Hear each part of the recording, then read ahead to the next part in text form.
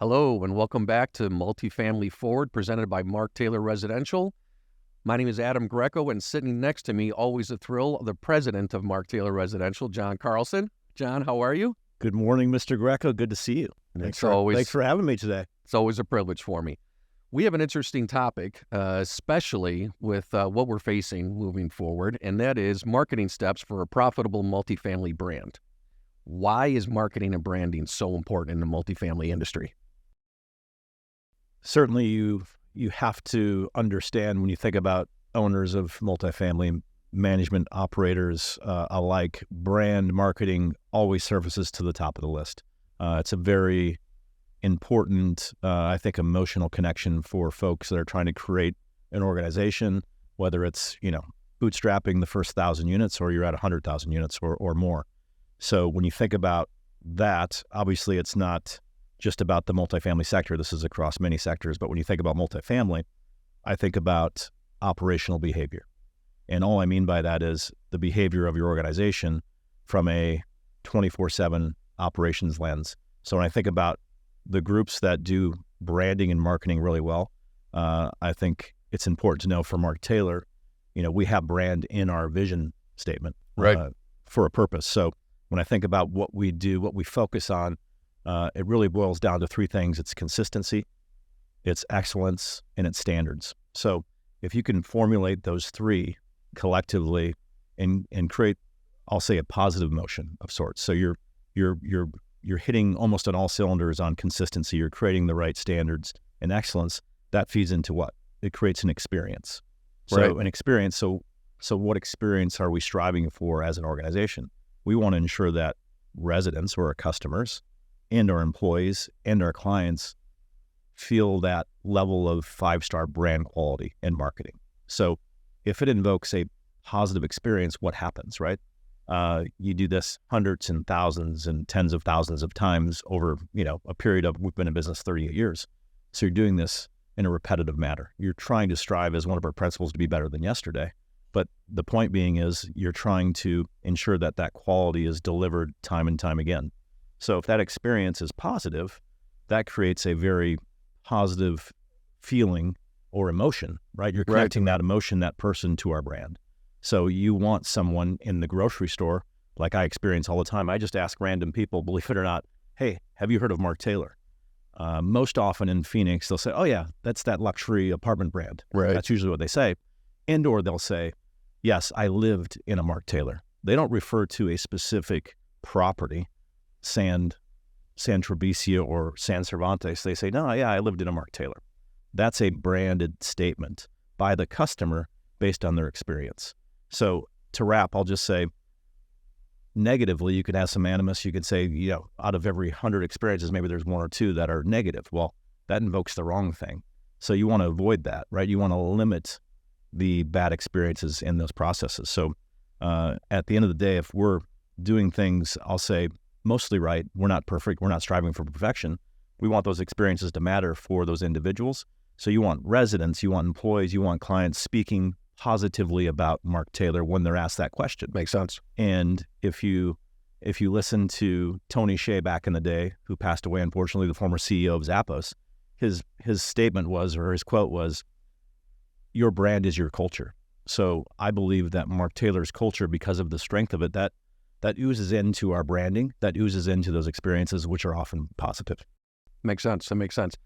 What's interesting for me is even before joining Mark Taylor, I was a former resident Yes, of one of our beautiful communities. San Palacio. San Palacio. Thank you for remembering. I'm just glad we could get you in based on your credit. It was a lot of fun. I enjoyed it. My son and I enjoyed it. Yes, I did. You did have to push me through as far as my credit score, didn't you?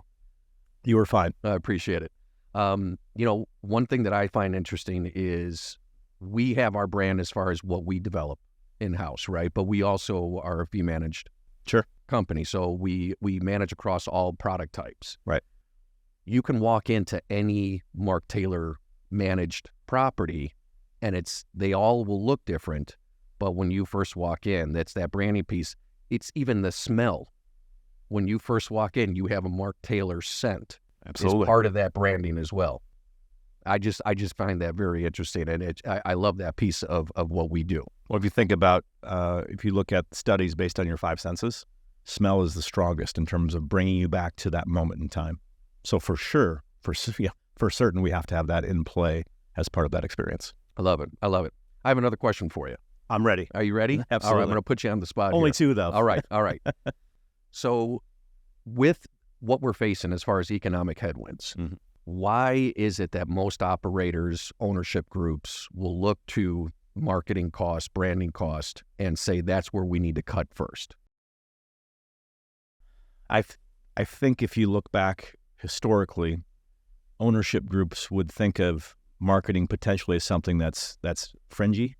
I think you have to consider being more efficient and cost conscious with your dollars. So every dollar matters. How do you execute that process? So in doing so, you really just have to think about when the market's incredibly strong, you have, just say like we had in 19 and 20, there were statistics that were released that there was 20 renters for every unit in certain parts of the country. Everyone was doing well. Right. So the opposite is true today. There's actually more supply than demand.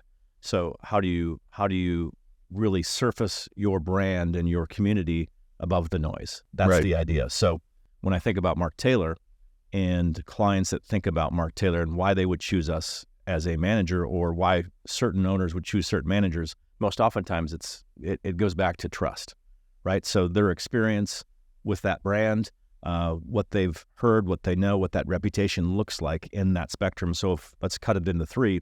If you're an employee searching for, or a potential employee searching for a role in multifamily, and you go to, all of the online services, if you look at, brand and reputation reviews, all of those things, you think about Mark Taylor, it's an experience that typically conveys a strong culture, right? I'm going to go talk to someone that works for Mark Taylor, or when I sit with our new hires every Monday to really tell them where we're going and why and understand my perspective on the organization, we talk a lot about them saying, yeah, I know someone that works for Mark Taylor, or typically 40% or 50% of the room raises their hand, oh, I was referred to Mark Taylor by someone that works there or someone that used to work there.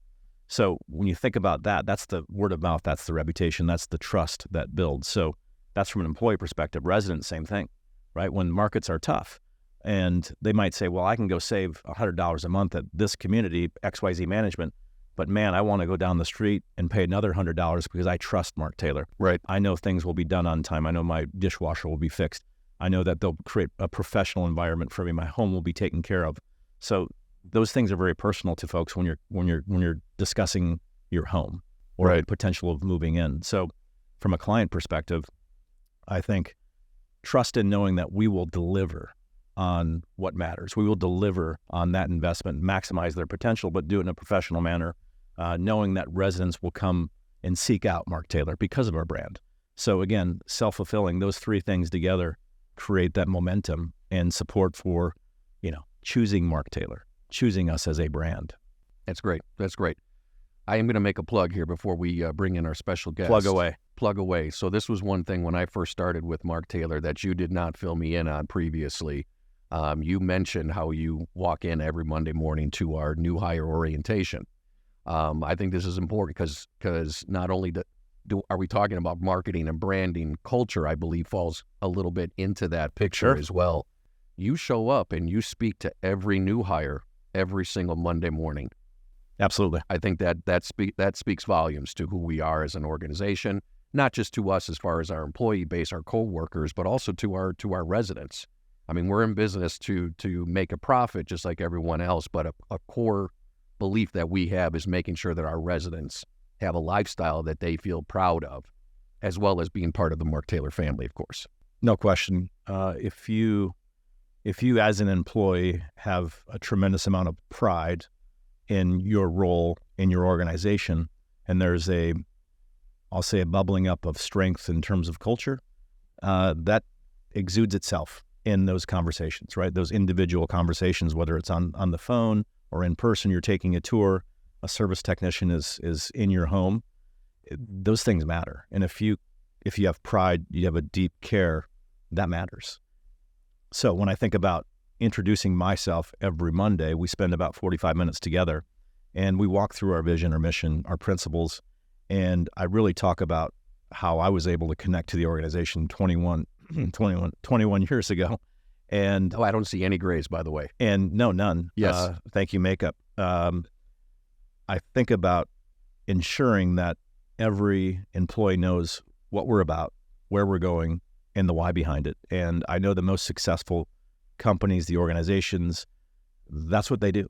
And we're playing the infinite game. So if we do that correctly, I know that day one, the day they step, whether it's at the corporate office or within Ion or at the site, they know what we're doing, the why behind it. And if they can connect to the organization within those first 90 days, they're going to be successful and here a long time.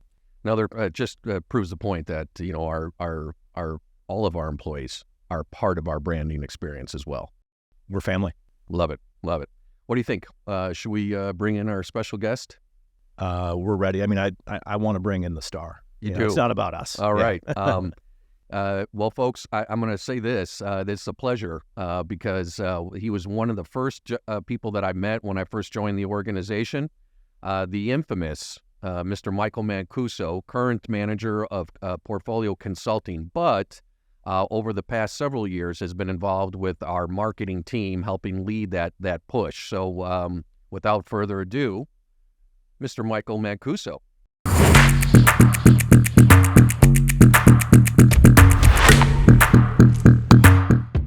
Michael, good to see you. Pleasure. You know, I'm going to say this out loud right now because I'm probably going to slip throughout this entire discussion we're having. You have several nicknames throughout the office. Yeah, I do. Michael, which is the most appropriate. Yeah. Cuso. And Cusimano. to round it all out, that was the one I brought to you. Cusimano. So, yeah. And then some I'm others. going to apologize now, just in advance, because I know you would like to be. You prefer to, in a professional setting, to be called Mike. Yeah, I mean, well, growing up, I was Michael. My dad is Mike, and being When a you junior, were in trouble. so yeah, of course. Michael Anthony when I was in trouble. Yeah. But All right. the stash is what people knew me for a while, but that's gone. 70s are over. Yeah, so we got rid of that. Just, try to go ahead and be a professional for the podcast. You got it. Well, it's a pleasure to have you. Always enjoy working alongside you and your expertise in marketing and branding. We're gonna throw some questions at you. Let's do it. Exactly how you can help our audience, and of course, talk about why we embrace this so much here at Mark Taylor. I'm excited. Well, let's dive in. Let's do it. Let's do this. I think there were some questions, right? Yeah. If you were an actor, or what actor? Let me rephrase this. What actor would play you in a movie about yourself? I have an answer for you, but it's probably better for you to answer. What's your answer? Arnold. Oh, well, The Schwarzenegger. I mean, that's giving me an awful lot of credit. I'm flattered. Well, he is one of your. He is. I don't want to call him hero or idol, but oh yeah, the man's got drive. Of course, the Wears Oak many man. hats. That's who you are. An absolute legend. I think. Well, first of all, 3 people would watch a movie about my life. Not super exciting, but probably Ryan Gosling. I think. What's a good fit? Yeah, I think Ryan That's a good fit. Gosling. He would make me look way better. He's got the personality, the acting chops, all of those things. So yeah, I think my brain naturally goes to Ryan Gosling. Now, of course, John and I know you on a personal And he level. wears a suit really, really well, so that's always a good inspo. So do you. Not thank very you. many can pull off a double-breasted suit nowadays, and you You certainly noticed. do. Yes, I did. You noticed, thank you. Absolutely. Looking Yeah. good, sir. What is one thing that people don't know about you? This is going to surprise probably a lot of people in this room for sure, but I'm probably the loudest person, or one of the loudest people in the office, I would say. There's people off camera nodding their heads. I'm very aware. Especially Basement or upstairs, I can hear your laugh. my laugh, yeah. Your cackle. I am a super introverted person. I go home at the end of the day. That's how I recharge, in solitude, door closed, silence, no TV, no radio on the way home. That's how I fill my cup back up. But So when I mentioned to you that I registered you for a networking event, you get very, very excited, right? super excited. Yeah. Those are my favorite days. Yes. I enjoy doing those things, but it just, for a personality type like me, again, that's probably a surprise to people, but it takes a lot out of me to do those things. So then I go home and Recharge. plug back in. There you go. Me and my car. So believe it or not, Tracy Mendoza, who's been with us a long time, 20 plus years, she's known as someone who's very jovial in the office. Everyone on site loves absolutely. her, big personality, right? She's exactly the same way. Yeah. She goes home, shut down the engines, recharge. Mm-hmm. Yeah, Tracy and I, when we're together, it's just like electricity, you know? But I think that's a lot of times how people go ahead and like they need to go offline for a little bit, fill back up, and then tackle the next day. I'm the same way. Well, speaking of electricity, let's continue. Let's add some? Yes, let's continue with our topic on marketing and branding. How do you create your brand identity? How do you figure that out? That's the $1 million question, isn't it? And I think a lot of times this is made to be often more complicated than it needs to be, I think, in my opinion. And it's probably easy for me to say because I've been doing it for as long as I have. But I compare brands, even organizations, to people in a lot of ways. And so when I start thinking of branding and people, something that comes to mind, which is on this list here, but Peter Gene Hernandez. Who knows that name in this room? Very famous. Super famous comes to mind immediately. Peter Gene Hernandez. Anybody? Even no? I did hear the name in pre-production, but that was the first and only time. 130 million records sold. Well, that's Bruno Mars. Large. He's Bruno Mars. Bruno Mars. Bruno Mars. He rebranded himself. So one of the things that Bruno Mars decided to do is he didn't want to be known as just another Latino music artist. He wanted to be from out of this world. So he created a persona for himself. And now he's performed at 2 Super Bowls and he's absolutely crushing it. So, and he was dead broke when he wrote the song, I Want to Be a Millionaire. Right. So freaking bad. Mm-hmm. Well, he did. Yeah. Same thing with somebody like The Rock, who comes from the WWE, and they've built $1 billion business on branding.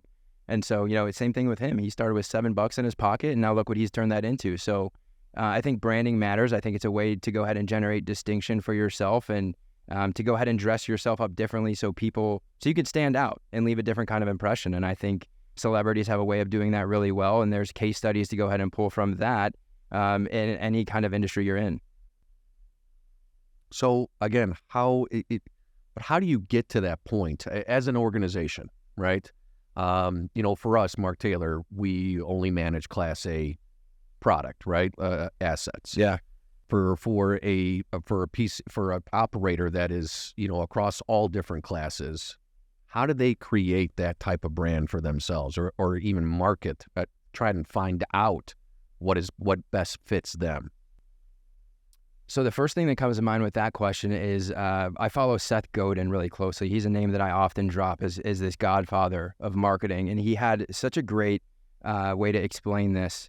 He said, if Nike is a brand, you know what kind of shoes Nike is going to create. You have a pretty good idea of what they're going to continue to make, whether it's basketball shoes, lifestyle shoes, what have you. If Nike were to get into the hotel business, which they're not in today, right, you would have a pretty good idea. If you were to imagine what a Nike hotel would be, you'd have a good idea of what that would look like. You would go in and be dark interiors. There'd be Let's Do It. There'd be the big Nike swoosh. You would know what the people that are working there would, you have an idea of what that experience would be like because they have a brand. If Motel 6 were to create a shoe, you have no idea what that shoe is going to look like. And that's the difference between a brand and a commodity in a lot of different ways. And he explains that brilliantly. But I think John hit it on the head earlier, listening to you guys before I joined, is that is the extra $100 someone is going to be willing to pay in rent comes with the peace of mind of having a brand. And so when somebody is going on a listing aggregator or they're searching on the internet for where they want to live, they can go ahead and filter low to high for price, right? And then they can start going ahead and trying to go ahead and put together this short list from there. But if that $100 more that I'm going to get at a Mark Taylor property, I'm going to be able to communicate with people in the office that are on point. I know the experience that I'm going to have when I invite people to my place. Another great story that comes to mind is shortly after I started with Mark. It's already been 3 years. Can you believe that? But shortly after I started here, I was in a conversation with somebody here in Scottsdale in line to get lunch. And we were chit-chatting. And she had mentioned that she lived in, I didn't even let her know where I worked. We were talking about the community in the area. I love this story. Would you share this? She mentioned that she lived in a Mark Taylor community. She didn't let me know which one. She didn't know I worked for Mark Taylor. So in this industry especially, it's very rare that you talk to people and they say that I live at then they lead with the property management company. And at that point, even I was 3 weeks into my career at Mark Taylor, I knew that we were doing something different. And I knew that we had a brand and I knew that we had a culture. And to John's point, I think that familial nature and companies and corporations talk about that all the time. We have that here. It's different here. And I think that carries through in just the day-to-day interaction with those, both in the experience on the web and when they come to visit the properties. Brings a bunch of pride too, but also humbling at the same time, Yes. right? Very Yeah. humbling at the same time. So I have a question to Please, interject. please. So if you think about Mark Taylor's journey, 38 years plus in business, infinite journey, we want to be in business 40, 50, 60, 70 years and beyond. When I think about, my 20 plus years, yes, we had a brand when I started way back in the early 2000s. Do you think it's more challenging to rise above that noise and start to perpetually create that brand, or is it more difficult to maintain a brand that you could argue has met a 5-star status? So you're Nike, you're Mark Taylor, I'm putting us in there, selfless plug, but Mark Taylor, Nike, Patagonia, is it harder to maintain that? I think it goes back to just a basic human component of trust. It's the same way, and I think as a business, you do the same thing. You continue to engender trust by being consistent. And then people will have confidence in what you're going to continue to deliver time and time again. And it doesn't take much to go ahead and lose that trust too. So you're appealing to your audience, right? Which is perfect. You found your identity, but how are you distinguishing yourself from the rest? You mentioned Nike, right? Everyone knows Nike. That is a brand. Mm-hmm. Mark Taylor, we know that we worked very, very hard in building a brand over the years. How do other companies distinguish themselves? Well, I think that then now we're getting into the meat and potatoes of the conversation, which is the overall strategy and how it kind of relates back to the operational component of how you're running everything and how you're looking at budget sheets and what's your overall marketing cost per unit and what's your cost per lead and cost per tour, cost per lease, all of those things. I think those are all really important things to constantly monitor, because without that, you can't make informed decisions. So I think tech, what it is today, is super helpful. The ability to have these CRMs and these different tools to be able to track attribution and know where you should go ahead and place your money is a big part of that. You mentioned CRM, just to make sure that our audience understands what that means, because we internally, we are very big on acronyms. All of our titles have acronyms. Yes. So CRM. Yeah, I get called a PITA often, which is another acronym. But no, CRM, customer relationship management. It's like the Salesforce, the ability to go ahead and track leads and general lead management. But having that, without that, it's really, really hard, especially as a marketer, and doing something that is so gray in an industry that is often black and white with budget. You know what you're going to make, you know what you need to spend, and you're looking at budgets and underwriting all the pro formas all of the time. And it's something where numbers are black, white, or red, or black or red a lot of the times. And in marketing, it's gray. You have to trial, you have to experiment, and it's really hard to trial and experiment if you don't know the results. So having something that you can constantly dig in and monitor is essential. What are you conveying to our clients at that point? Why are we stressing the importance of marketing and branding? So today we have 20 lease-ups underway, 4,109 Let's say that one units. more time, because that's pretty impressive. 20 lease-ups. It's partly because of the momentum of the market, timing, construction delays, all of those things. But today we have 20. And what you have is, and I wrote some notes down when you were speaking earlier, which I think helped really formulate my thoughts on this, and great information, by the way. But you were talking about the user experience, right? From a resident perspective, you were talking about data. Data stood out to me, like understanding through our CRM, understanding what's actually happening. Prior to 2018, we didn't have a CRM. So we were flying a bit blind, weren't overly happy with the samples we encountered with different groups that had CRM. So we essentially built our own with Union. And it certainly allowed us to understand in a very transparent manner what that data is creating from a decision-making perspective. And all I mean by that is being transparent with your data. You can say, if we're spending $3,500 a month, what are we receiving? Are we creating an accelerated movement in unique visitors, as you know, unique visitors to our sites? Are you creating enough traffic, volume, phone calls, leads, emails, texts to ensure that we're hitting the leasing targets, the investment objectives of those owners? So even in lease-ups, there's a lot of variety in terms of what, as your question goes back to, the actual expectations and need of those clients. You have clients that are merchant builders. They're trying to move a lease up quickly or swiftly, exceed their pacing lease per month, and ensuring that they're exiting that deal to get their prefs, to make sure the waterfall hits their equity group, all of those things to ensure that it's a successful investment. Some groups are long-term holders, right? They're looking for not necessarily the highest market rent, but they're looking for the right rent roll. They want to stabilize at the right time. They want to create momentum into permanent financing, typically, a month or two post-stabilization. So there's a lot of calibration that's happening during that time frame. And I wrote down, when you were speaking, nimble and being flexible, because you have to shift, right? The market is incredibly cyclical in Phoenix. Absolutely. Going back to 1982 when we started, the highs and lows, the patterns of the market, but you also have to encounter economics, the macro fundamentals, all of those things, headwinds of supply, pullbacks, move forwards, expansionary environments. So knowing all of those things, you really have to distill that, right? How are you ensuring that resident or prospect that wants to be a resident is getting that right user experience? And I'll go back to the pandemic, and you think about April of 2020, we leased twice as many apartments as we would have otherwise with our doors locked. So that tells me that the old operational model was dead. So we've been reformulating that with Ion. But the reality was that we were reaching the audience with our digital footprint in a way that mattered, right? They were able to connect their needs to our brand and our experience with that asset or that lease up or stabilized asset, and really find a pathway to us in terms of them choosing a home. So I think all of those things, the experience, the data, being proactive in that decision-making matters. Yeah. Great point. So in discussion, of course, continuing to talk about marketing and branding, and this will be more so towards lease up. I mean, this question will also be for stabilized, but more so for lease up, knowing, because we pride ourselves on being a data company first before we're a management company. We know what's coming in supply and what pressures that's going to bring. Yeah. What are three of the things that you need to do well with these economic headwinds, the top three, as well as the cresting in supply, being oversupplied? All right. So I think at the very top, if somebody were to call me today and say, hey, I'm opening up a project in 12 months, what do I do? Right.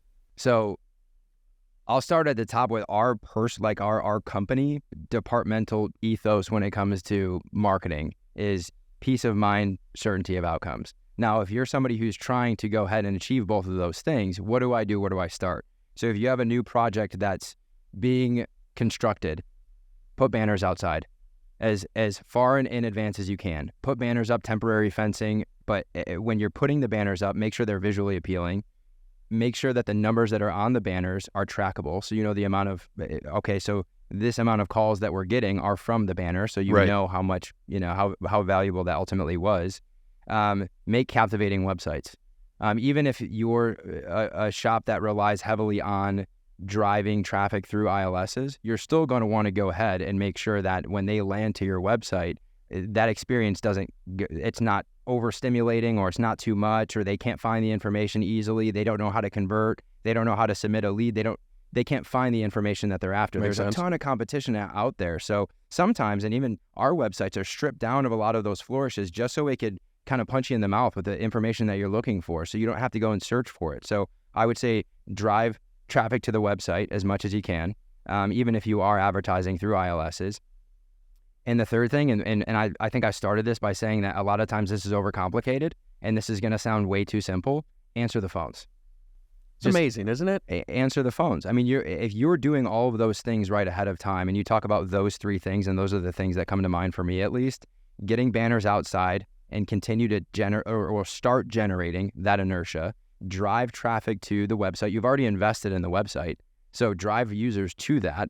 And any big organization, I mean, even the Amazons of the world, they advertise. You need to advertise. So make sure that you're driving traffic to the website. And then from there, people are going to start calling you. So make sure you answer. And if you don't, that's just it's the biggest miss, is to go ahead and do all of those things right ahead of time on the marketing and advertising side of things.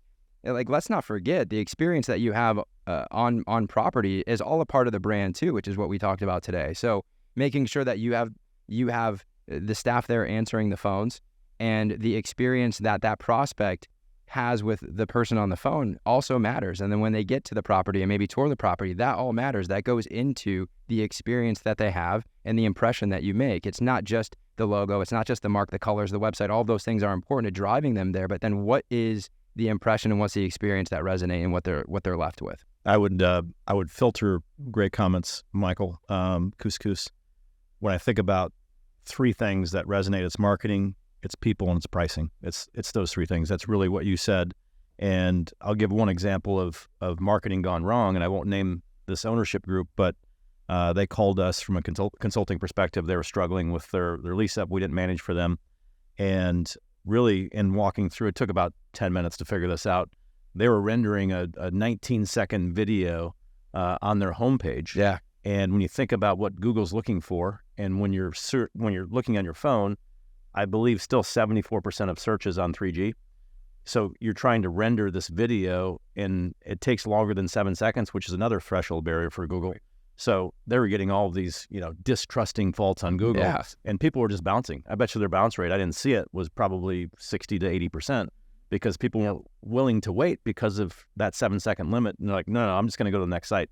This doesn't load, right? Right. So doing those things right, having those fundamentals in place, knowing the pricing, marketing correctly, knowing that your people are going to answer phones, those things all fuse together and make for either a successful or not successful lease up. Love it. I've been teasing Cuso next to us here about identifying the acronyms. You're teasing me? That's unlike you. Was that teasing? I'm sorry. You never tease. I know. It's just so well, both weird of us are a that little you would sensitive suddenly, from time to time. Yes. You It's a mentioned sign ION. of care and love. It's Thank okay. you. I appreciate it. You mentioned ION, Mhm. another acronym. Sure. Would you mind identifying that for us or defining that? So ION is our integrated operations network, and it was really formulated from my comment about the 2020 pandemic, and it's reformulating how we do business in this space. And I'll just say it's really, in my mind at the time, we said, okay, let's review the data. Right. Let's understand what's happening today. Let's really focus in on what the customer wants, what our current residents want. Right. And clearly there was a pathway from a technology perspective that was accelerated. We mentioned QR codes, something that was kind of resurrected because of the moment in time. But I think about, what were we trying to solve for? And when I think about us as an organization, ensuring that we had a concierge type level experience so that we were handling prospects, leads, answering the phones with technology in a hybrid manner so that we were meeting the needs of the customer to accelerate our business and maximize the potential of our investors' assets. So ION's really doing that. It's doing it through lead management. It's doing it through resident concierge. It's doing it through our PFOAs, which is our portfolio financial operating accountants. Big mouthful there. There's one other one. Yes. So streamlining those processes. So when you think about what is ION really, it's about taking advantage of technology today and tomorrow, investing in our future from that perspective, and ensuring that we are really focused in on specialization. That's the idea. We're specializing each of those roles to ensure success for tomorrow. And I can't tell you that it's been easy. Of course. We know it's been difficult, but when you're basically taking that car and taking all of the panels off, taking the engine apart and putting it back together, it's difficult. So we're in that stage, right? We're tweaking the motor, we're painting the fenders and putting the new bumpers on. So it's a process, but it's not about being perfect. We're making progress every day. We have 3 pods in place, which is essentially pods, not an acronym. It's just pod. It's podding communities together to take advantage of those resources to create efficiency. So more to come on that later, but that's ION. That's exciting. That's exciting. Short, yeah. Gentlemen, we talked about a number of different aspects of when it comes to branding and marketing. I want to round this all up. So John mentioned earlier when we were talking, that it only takes one misstep, right? So you've climbed the mountain, you've spent the money, you've found your brand, your identity, you found your target audience, you've built your digital footprint, right? What's left? How do you to ensure that you are monitoring your brand and not making a misstep? How do you do that? Yeah. And why is that important? I should probably throw in there as well.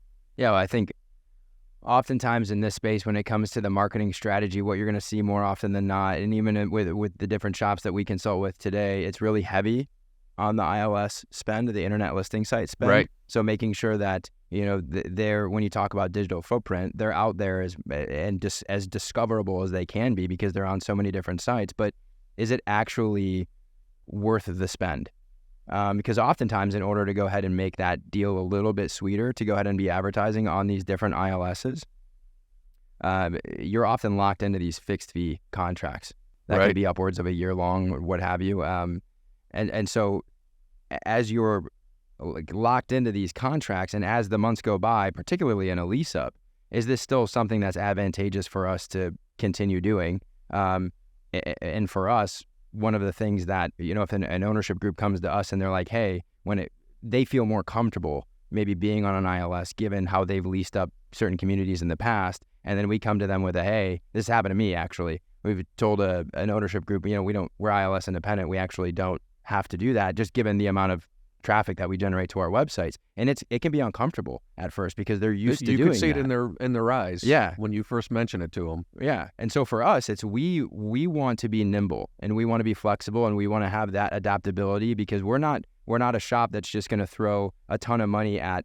these different sites where we don't really have as much control. So if we want to do that, and we want to go ahead and show them, hey, look, we'll go on here for a couple months, and instead of it being this year-long thing, and maybe the price is a little bit lower because we are on a longer term, we want to go ahead and shorten that term. We'd rather go ahead and pay that little bit of money just for that 3 month, like that extra boost.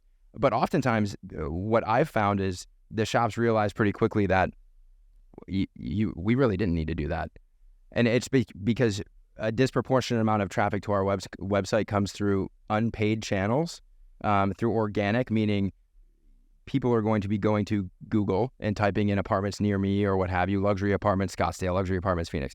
And we're going to show up underneath the few ads at the top of the page.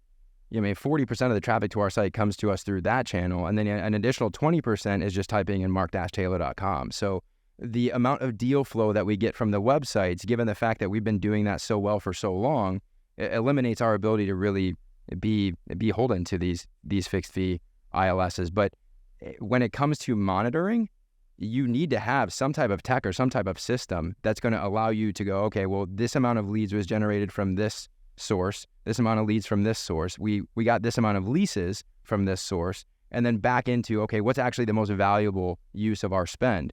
And I mean, we've been trialing and erring for so long, which is why we have this well-baked strategy that we have today. We tried things, and you get egg on your face as you try things, and then there's other things that work, and this is always evolving. Now TikTok has popped up, and it's something to go ahead and consider. You have social media that certain clients come to us with, and they want to experiment. So marketing is a game that there's always going to be new and innovative things that end up popping up that you're going to have to experiment with. And I think oftentimes where people struggle is it is kind of a little blurry, and oftentimes it is kind of this gray space. But if you can go ahead and build certain mechanisms that allow you to track it, it's going to go ahead and make you that much more powerful. I can tell you today, from a year ago, based on some reports that we've put together, our cost per lease is 20% more than it was last year. And that's just because we want to go ahead and make sure that we're either making the client's money or saving the client's money. And so in order to do that, we need to go ahead and be informed as to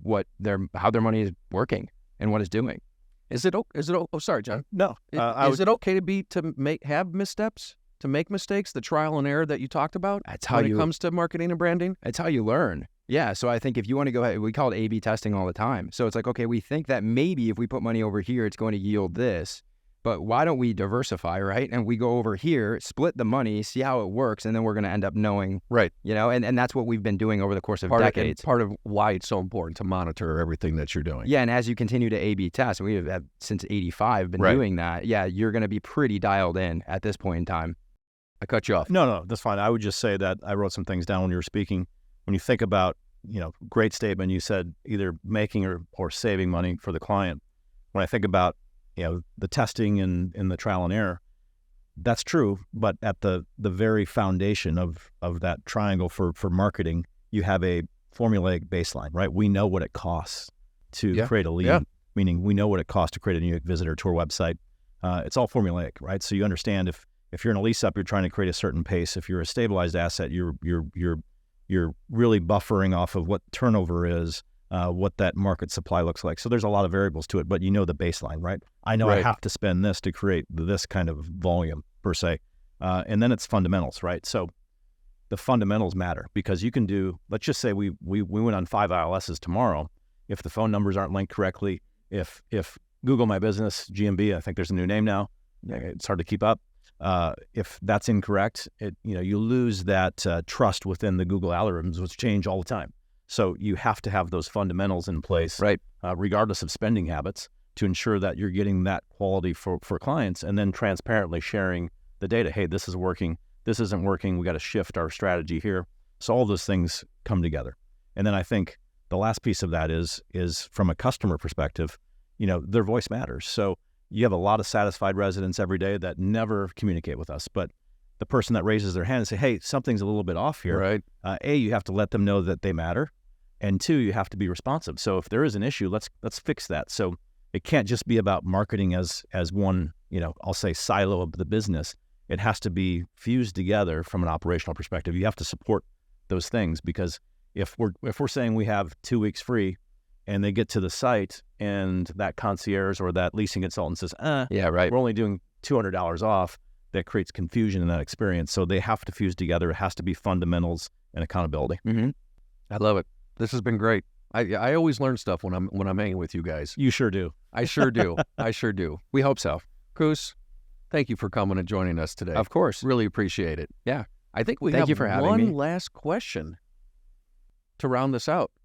What is it, Adam? I think it's Let going me to check come. my notes. Yeah, I think it's going to I come from have you. a sneaking suspicion. I think it's going to come from you, Mr. Carlson. So, something we do in our household. So from a personal perspective, we have a tradition every morning. My wife, Stefani, and I, oftentimes we'll just, she meditates a lot. So we'll think she'll go through that process, but we'd like to say at least one thing that we have gratitude for. Yeah. So we do that every morning. I think we're very lucky to be where we are. We're lucky to be, in a great state, great city, great family, work family, all of that. So I think for my gratitude today, it's a Friday and we have the tributes tonight, tributes Yes, awards we for do. the AMA, another acronym, Arizona Multi-Housing Association, which I think anyone watching this probably is aware of. I just have a lot of gratitude towards my work family. I get to go to work every day with great people. And when I think about our culture, that's what it's about, right? We look for that through talent acquisitions, through relationships, through connection. So I'm most grateful today about my work family. Let's pose that question to you, Coos. I What are think you it's, grateful for I think it's today? going to be a common theme. I think family. And I know that we're going to at least get 2 viewers to this podcast, because my mom and dad, I think that, Well, I've 3. officially, I'm on a my mother, podcast, too. so Yeah, I've of made course. it, right? Yes. But yeah, my dad actually just had surgery, so he's at home rehabbing. So he's getting better day by day. He was a typical Mancuso, stubborn, waited to get this surgery for years and years and years. So finally did it. After needing to crawl around the house, I thought it was time, maybe he goes and gets the surgery. So he's at home and he's rehabbing. So this is some good material for him to go ahead and listen to. Good. But it's just family. I don't have family here in Arizona. And to John's point, I think 2020 was an interesting year for me personally. I came here and then everything kind of went cuckoo with the pandemic, and I got displaced. And it's funny how things happen, and I ended up finding Mark Taylor, and I found a home here. I found a family here. I consider you guys family, and I'm so grateful We every sure single did. day to be able to get into the car and come to work with brilliant people and do great work. And constantly talking to my family all the time back home, and just to go ahead and have that unit, it makes everything better. So I'm super grateful for blood family and then work family. Nothing better than being able to work alongside your friends, guiding, leading, collaborating. Love it all.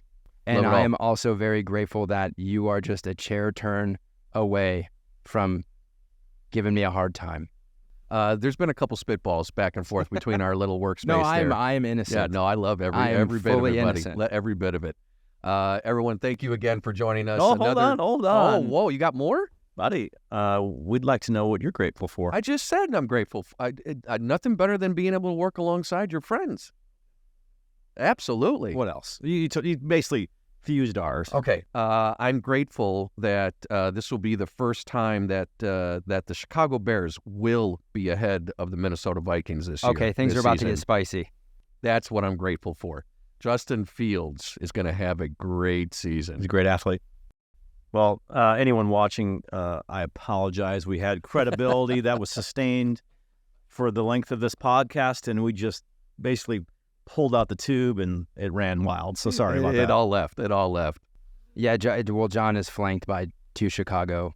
We got him sandwiched right now. Yeah, loyal Chicago I don't Bear see fans, him so. sweating one bit, though. No, he's not going to No, either not at the at end all. of the season. Not I have at a all. feeling this is going to come back. Again, thank you for joining us. Please add some comments if you don't mind. If you want us to have certain topics that you like us to discuss in regards to the multifamily industry, please add those below.